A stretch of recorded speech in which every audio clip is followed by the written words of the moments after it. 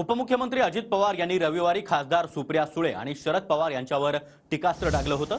दरम्यान अजित पवार यांच्या टीकेला आता सुप्रिया सुळे यांनी देखील जोरदार प्रत्युत्तर दिलंय। शरद पवारांचं वय आणि सुप्रिया सुळेंच्या सेल्फीवरून अजित पवार यांनी टीका केली होती। काही कुठेतरी सोशल मीडियाचा वापर करून आपली प्रसिद्धी मिळवावी हा माझा स्वभाव नाही।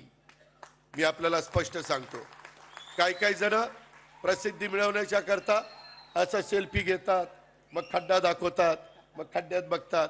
ही सगळी नौटंकी मला जमत नाही।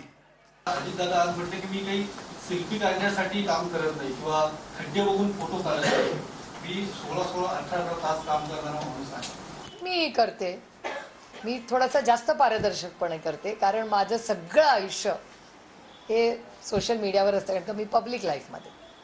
त्याच्यामुळे 16 तास काम हे आम्ही सगळेच करतो, मी करते। आणि रेकॉर्डवर माझं तर सगळंच असतं, तुम्हाला माहिती आहे।